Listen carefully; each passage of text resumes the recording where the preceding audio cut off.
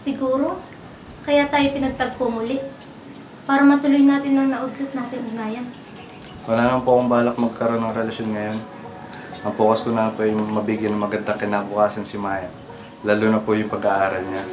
Pwede ko pag-aralin si Maya. Salamat po ma'am, pero kung may ibig sabihin po yung pagpapaaral niyo sa anak ko, wag na lang po. Kaya ko po naman po siyang pag-aralin. Hindi naman yun ang ibig kong sabihin. Gusto ko lang talagang pag-aralin si Maya. Pasensya na po ma'am, hindi naman po sa ganun. Grabe ka naman. Yan ba ang tingin mo sa akin? Sige, di na kita guguluhin. Baka ka nang isipin. Pasensya na po ma'am.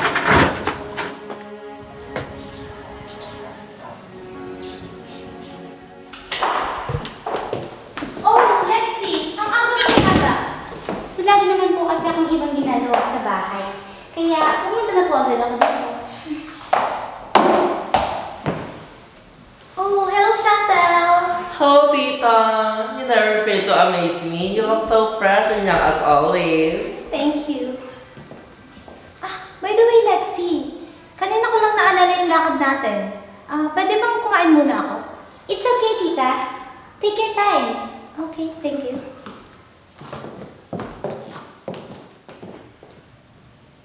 Asan na kaya si Gabriel? I don't know.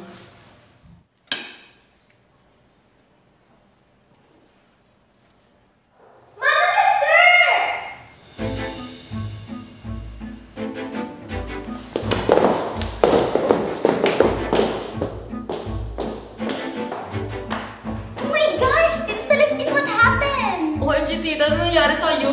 Baka may nakain siyang allergy sa kanya. Mana! Madam Celestine, ano pong nangyayari sa inyo? Mana! Sino nagluto ng pagkain, tita? May nakain siyang allergy sa kanya. Pinakisuyo ko po kay Maya kasi may pinag-uutos pa si Madam Celestine. Mana! Hindi mo ba sinabi kung anong bawal sa akin? Sinabi ko po, binigyan ko pa nga po siya ng listahan. Ano ba nangyayari? May nakain si Tita na bawal sa kanya at ikaw ang nagluto nun. Yan ang nga lang trabaho mo, hindi mo magawa ng maayos. Pero wala po ako nilagay na bawal sa pagkain ni Madam Celestine. Tinandaan ko po yung mga nakasulat na ibinigay ni Manang Esther. Ikaw ang nagluto. At mas matagal na sila dito kaysa sa'yo, kaya mas alam na nila yon. Kung ano-ano kasi iniintindi, kaya hindi magawa ng maayos ang trabaho niya. Mang Lilo, kailangan natin dali sa klinik si Madam Celestine.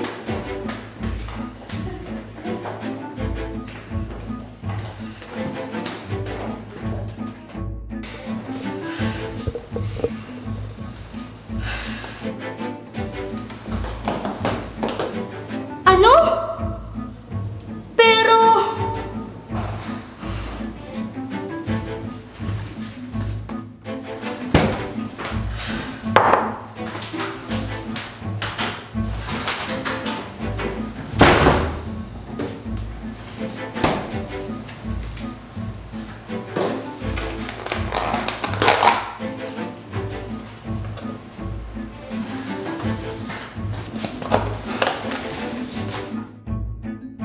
Wala, maniwala ka sa akin. Alam mo ang ginagawa ko. Oo, naniniwala ako sa'yo.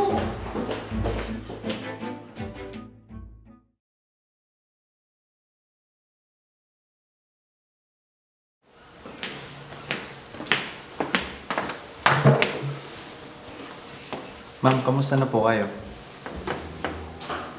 Ma'am, alam ko po galit po kayo kay Maya pero ma'am, kilala ko po ang anak ko. Hindi po niya kayang gawin yun.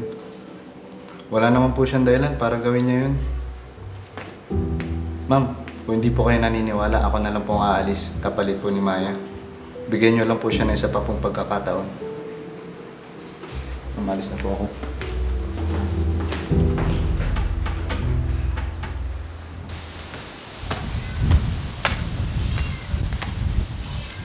Andre? Ano ginagawa mo dito? Maya, dito na ako nagtatrabaho bilang driver. Dito kasi ako inassign ng agency ko. Dito ka pala nagtatrabaho. Tsaka nasan si Tio Nilo? Di ba nakwento mo sa akin nung nakaraan na magkasama kayo sa trabaho? Kusang umalis si tatay. Siya ang umako sa kaparasahan ko sa bagay na hindi ko naman talaga ginawa. Basta mahabang kwento.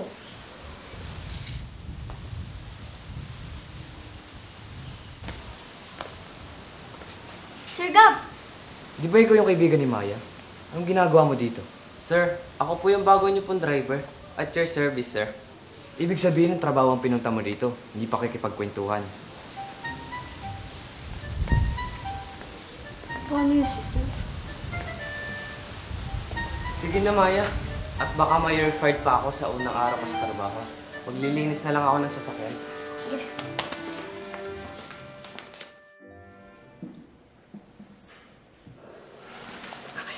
Okay, update na lang kita. Sige, email na lang kita kapag tapos na ako. Ma'am Celestine, balita ko po na ospital kayo. Anong nangyari? Chris, chismis agad. Katatapos lang natin mag-meeting. Concern lang naman ako, ma'am. Grabe siya, oh. Okay na ako, Chris. Naagapan naman agad. Mabuti naman, nag-alala din ako nung malaman ko kay Lexie. Chris, may schedule ba ako ngayon? Wait lang po, ma'am. Meron po kay Miss Daly para po sa appointment. Jason, pakihanda ng sasakyan. Sige po, ma'am. We'll go ahead, may meeting pa pala ako. Bye! Lexie, hindi ka ba sasabay sa akin? Dadaan pa ako sa bahay. Hindi na, ma'am. May gagawin pa kasi kami ni Gabriel ngayon. Okay, Huwag ka mag-alala. Papahatid ko na lang siya sa driver ko. we'll go ahead.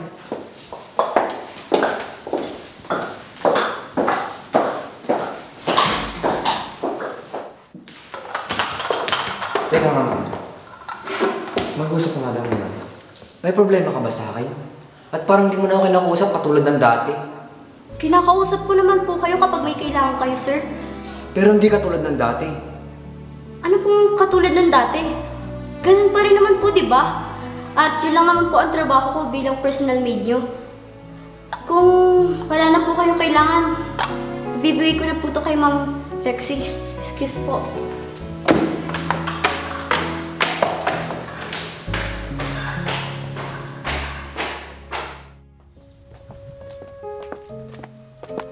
Girl, akala ko sasamahan ka ni Gab. Bigla na lang siyang may pupuntahan. Hindi ko alam kung bakit tigiba na yung mood niya. Baka naman awkward dahil doon sa confession moment nyo. I'm sure hindi dahil doon. Kilala ko si Gabriel. Hindi siya ganun tao. Baka naman dahil doon sa personal maid niya. Kailan ka ba gagawa ng planong hindi palpak? Naiinip na ako, Shuntel. Kailangan na mapaalis ang babae niyo sa bahay nila.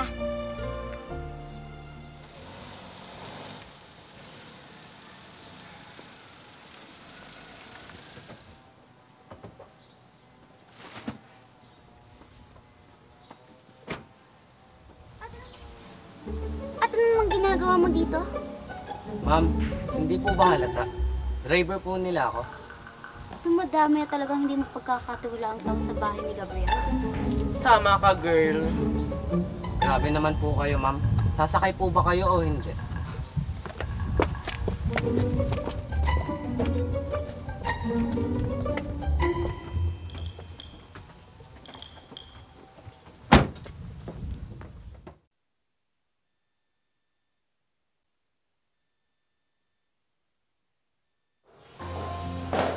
Manang, nakalagay lang yun dun. Madam, hinanap ko na po sa lahat ng gamit niyo, pero wala po talaga. Hindi yun pwede mawala, Manang. Ma'am, what's going on? Nawawala ang importante mong alahas. Baka na-misplace mo lang. Hindi po, sir. Hinanap na po namin sa buong kwarto niya. Tita, tama ba yung narinig ko? Nawawala ka ng alahas? Tita, hindi ba sa nabibitang ako, ha? Pero sino naman nakukuhanan dito maliban sa mga katulong mo? Stop it, Chantel. Don't accuse them. You have no evidence. Madam, matagal niyo na po akong kilala. Simula nung maliit pa kayo. Alam ko naman yun, Manang. Madam! E-check niyo rin po yung bag namin.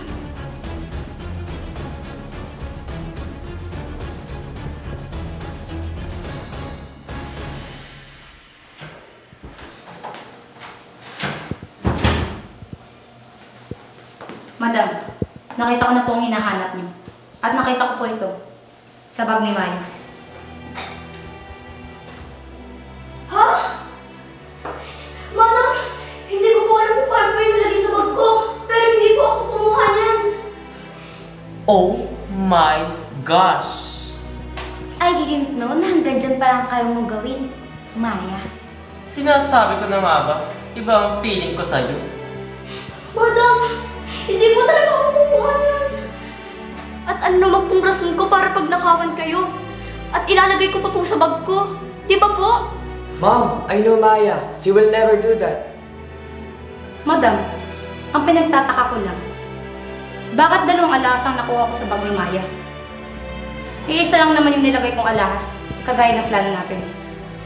Plano?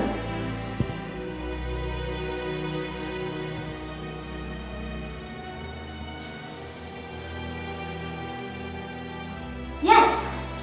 Dahil sa nangyari nung nakaraan. At gusto ko rin makita ang loyalty ni Maya. Kasi, unfair. Wala tayong matibay na ebidensya. Kaya inutusan ko si Manang. At may nalaman ako, hindi ako makapaniwala. Okay po, madam. Ako na pong bahala. Okay, thank you.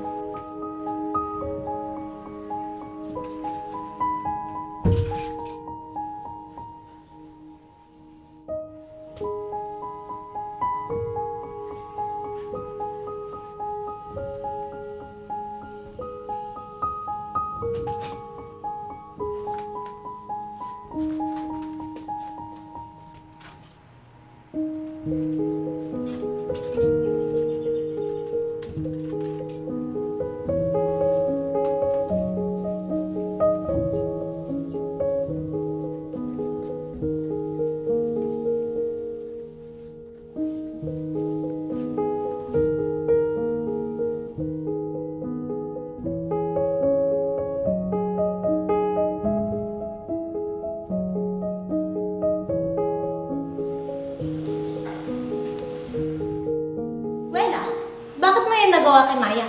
If I'm not mistaken, magkaibigan kayong dalawa. Ma'am, sorry po. Hindi ko naman po talaga gustong gawin to.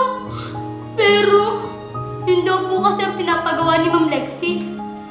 Si Chantel po. Kapatid ko po siya at pinagawa niya lang po yun sa akin para masira po sa inyo si Maya. Kapatid mo si Chantel?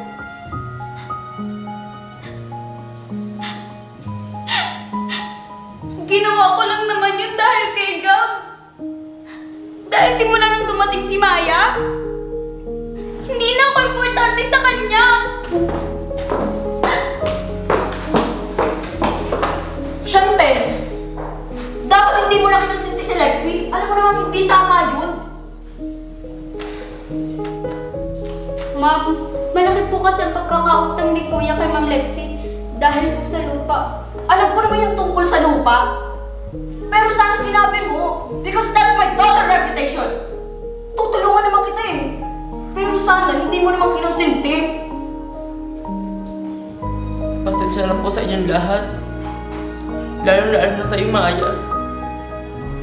I'm the one who apologizes to you, Celestine and Maya, for what my daughter did. Kalimutan na natin ang mga nangyari. Hindi naman nakaiba sa akin. Sana lang huwag na maulit. Maya, pasensya ka sa mga nangyari. Maya, sorry. Naiintindihan kita. Salamat dahil sinabi mo ang totoo. Ma'am, may isa pa po. Ako din po yung dahilan ng pagka-allergy niyo. Sorry po sa inyong lahat.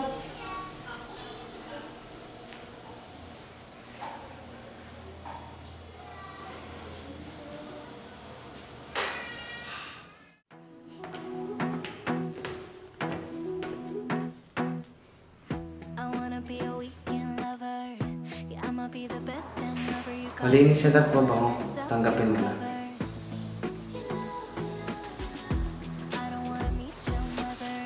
May mga bagay talaga na hindi natin makokontrol, kagaya ng katotohanan. May rason naman ako kung bakit ko ginawa yun. Lahat naman may rason. Dahil sa emosyon at padalos-dalos nating desisyon, nakakagawa tayo ng mga bagay na hindi tama. At saka, may nakalaan naman para sa atin si Lord. At ibibigay niya yun sa tamang panahon. Diba may gusto ko kay Maya? Oo, pero hindi ko naman pwedeng ipilit na kami talaga. Malay mo, ikaw pala yung nakatakda para sa akin. Di ba? Lakas din ang imagination mo, na. Ito naman, dito magbiro. Joke lang eh. Nakakaya ako. Tapos na yun. Nangyari na yun. Ang mahalaga, natuto tayo sa pagkakamali natin. At saka kung mauulit man yan, humingi na lang tayo ng sorry.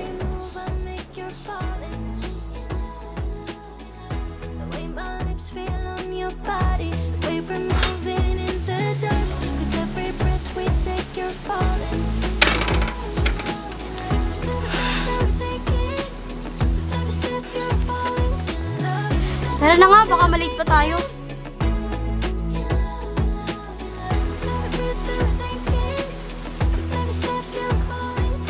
Yun lang yan, the end na. Pangit ng ending. Ikaw na nga magbasa nito. Wow, ang pangit daw ng ending pero nakailang ulit ng pagbabasa. At napagalitan ka pa ni Tia dahil hindi ka naghuhugas ng pinggan. Nagugas ako kanina. We, kaya pala napakadaming sebo. Kasalanan ko ba kumain kayo sa plastic na pinggan? Bahala ka dyan. Kasalanan ko ba yun? Magdayag ka na, mamaya mag-iinom ng tita. Magpapala ka naman yun. I'm the best thing that has ever happened to you. Here's your time to shine. Now show me what you can do. Make a move. The way my hands feel on your body. The way we're dancing in the dark. With every move I make, you're falling.